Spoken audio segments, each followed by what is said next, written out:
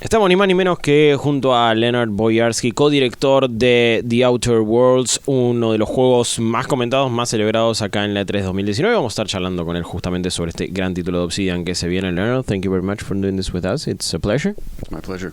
Well, so how's been E3 so far? It's been great. We've got a lot of really great feedback and reception to what we're showing, and people seem to really be enjoying it. What are you most proud of right now of The Outer Worlds, of the reception, of the feedback? I'm just proud of the fact that we were able to get the game that we had envisioned out in front of people. It's really gratifying to not only see a vision that you had years ago finally realized, but to get positive feedback and see that people are enjoying it. And well, let's talk a little bit about the vision of The Outer Worlds. What is it exactly? What did you guys set out to do quite a few years ago? We wanted to make a science fiction RPG where you could, it was one of our standard RPGs that we like to make, where, you could create any character that you could think of and the game would react to that character. And its very basic structure or idea is that it was, your basic pulpy space opera. It's got, you're gathering a crew together. You've got your ragtag group that you're going to go around and either right wrongs or maybe wrong rights if you decide that's how you want to play the game. But that's just kind of like a standard sci-fi trope of the crew, getting your crew together and having that kind of adventure. And that was just really what we started with, and then put our own spin on it. With that much freedom, with that amount of player choice, how do you guys? How are you making it so that everything does not fall apart with a bad decision, with something that the player does and maybe can alter the game? How much of a challenge is that amount of freedom? It's a big challenge. The biggest. We plan when we're planning out the main story arc or even any quests. We're always planning for how people can do it exactly opposite from what we would originally want them to do it, how we would want them to do it. So we're always second guessing in a way, like let's say we lay out this plot that goes from A to B to C. It's like, okay, well, what if the player hits C first? Is it possible for a player to hit C first? What if they make a left turn at B instead of a right turn? We're always developing with that stuff in mind. So there is. And when you get the combinations of those different things, it can get a bit squirrely. And, we're always, very dependent on quality assurance QA for finding places that we missed. We always try to be very thorough about thinking about how all that fits together. But it's a Herculean task that takes a lot of people, and there's also the part where even when it's not something we've missed, we might miss things where it's just like, well, we didn't give you the choice that I don't see the choice right here. I've played halfway through the game and I want this choice, so we add those things in. It's as much of that as it is trying to figure out how to make sure these things don't break the game. One of the most interesting concepts and game mechanics is this thing about having flaws, about having a flawed character. How did that come up?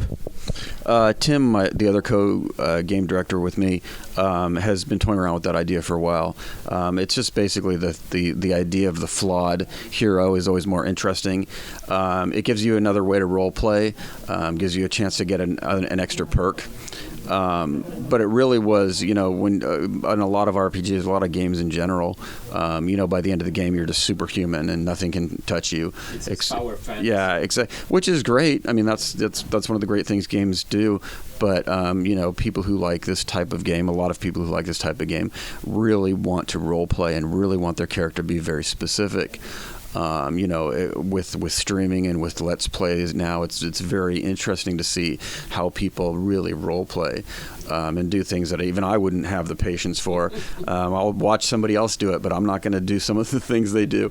But it's fascinating to watch, and I think it really has kind of opened up a lot of people's eyes to the things that players want. And so something like flaws is it's totally optional. but players, there's some players who want to handicap their hero and do it in interesting ways. I mean, they would just arbitrarily make those decisions sometimes when they're doing Let's Plays with a game like New Vegas or other games like that, or Skyrim or whatever. And so we just kind of like put that into the game as a system that the game really, offers that to you and gives you a bonus if you pick that. In the Outer Worlds, I mean, each region and each place we'll visit will have its rules, but what would you say are the general rules of this world you've created? Is it a world of outlaws? Is it a world of corporations? Is it a world of the people wanting to rise up? It's a little bit of all of that. It's right now it's a corporate controlled colony. It's owned and operated by corporations. They're starting to lose control a little bit. Things are starting to fall apart. One of the planets, as you saw in the demonstration, has broken away. They didn't intend to break away, but they took over the planet because everybody else left, and the board didn't like that. So now that corporation is quote the good corporation. They're trying to get back on the board, and just kind of, so there's that. There's all these different things going on. Really, it's almost a space western. You have the frontier. You have they're trying to establish civilization and all the problems that comes with that. And you're kind of like this unplanned variable. Are you going to go in there and blow everything up? Or are you going to go in there, and play their game? Or are you going to, how are you going to approach it is where the conflict comes from. And speaking about conflict, it must be, I don't know, you might, it's a very thin line between letting people choose whatever they want and actually like pushing them to do something controversial, maybe even in the world we live in right now. Is that something that you guys had in mind? Were you aware of, okay, maybe not, let's not cross that line, maybe let's not let people be a really bad guy, a villain, genocide even, I don't know. We tend to frown on genocide. I think we're going to take that position. I mean, with that amount of freedom, maybe that's what people want to do. Well, one of the interesting things about this world, the Outer Worlds, is that there's no racism, there's no sexism. The only thing that matters is class and your job. So something like genocide really wouldn't come up because there's no different class of people. I guess if you wanted to kill all the workers, maybe. But we just left it. We leave that player in that freedom in the player's hands. But there's consequences for your actions. So every time you do that, if you're going around killing everybody, people are going to start coming after you. You're going to walk into a town, everyone's going to turn on you. It's not just being able to do whatever you want, it's dealing with the consequences of your actions. Okay. There's a lot of humor in the game, and a little bit of dark humor, maybe. One particular thing that happened in the demo was that they activated the pink slip protocol, and the robots killed the workers. Would that be something that happens throughout the whole game? How did you guys work on that humor in introducing it in an RPG, in a sci-fi RPG? Well, that just kind of comes out of mine and Tim's personalities. That's kind of the humor and the tone and style we like to work with. But I mean, something like that is a great example because it really it's humorous on one level. It's kind of terrifying on another level. But it also asks you, why is there something like that sitting on a computer? So it leads you to start thinking, deeper about what's going on in this world. I mean, there's a lot of things, hopefully, that people will find funny. And when you start really thinking about the ramifications of what they are, it becomes a little bit darker and really like, what are people thinking in this world? Like, why would people do these things? And plus there's the flip side. Things that might feel very dark on the surface can maybe have a little bit of a humorous underpinning to them. I want to talk a little bit about the companions. Will we all have the same set amount of companions, a fixed amount, and with the same characteristics, or are they like randomly generated? Oh, they're specific characters in the world. We wanted to give them a lot of depth and a lot of personality. So if everybody can pick up all the companions. It's your choice whether you want to pick up any of them or all of them. But yeah, we're not saying exactly how many. We haven't really gotten into that, but there's a finite number of them. We've shown 4 of them so far. And they each have their own side quest that they want you to do for them. And they have certain likes and dislikes, and if you do certain things, they'll get really upset with you. It's pretty drastic because we were much more committed to the having the space rogue with his crew of people helping him out. So we didn't really want to have. Let's say, for instance, if we had a character that was 100% pro board and then another character was 100% anti board. Well, the problem is the companions add to your abilities. So, if that guy who's anti board is the guy who's really good at lock picking, and you want to play a character that's pro board, that kind of limits your abilities. So we kind of had to play with that a little bit. But at the end of the day, we just hope they're entertaining, they're fun to play with, they're engaging characters. They have interjections, they talk to other NPCs in the world. They will change your experience if you bring them along with you in interesting ways.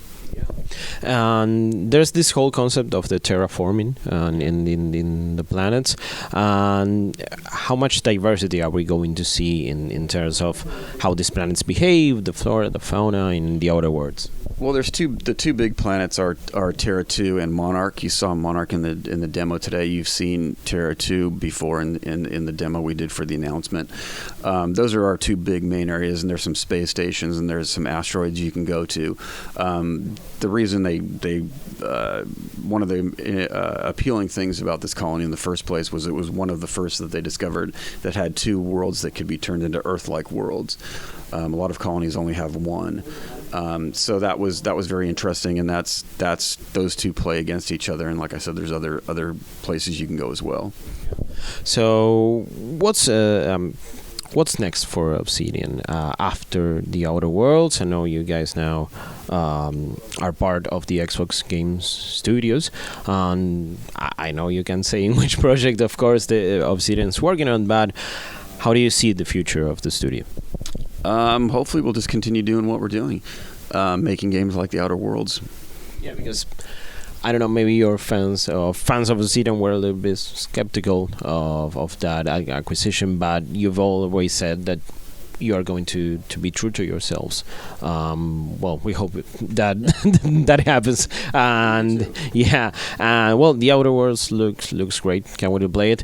And I also noticed that there's a big emphasis on gunplay, on fighting, on combat. Was it hard creating a gunplay that you are proud of, and with all these shooters populating the game industry right now? I mean, people have big expectations when they are in an FPS. Well, it took a lot of iteration, and it's feeling pretty good now.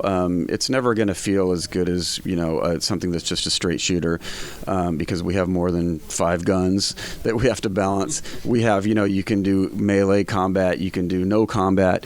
Our main emphasis has always been story and choice, but we want our combat to feel good, and it's feeling really good right now. And I think people will be very happy with the combat and the way it feels and plays. Okay. Well, Leonard, thank you very much for doing this with us. It's been a pleasure, and the game does look really, really good, and we hope to play it soon. Great. Thank you. October 25th. Yeah.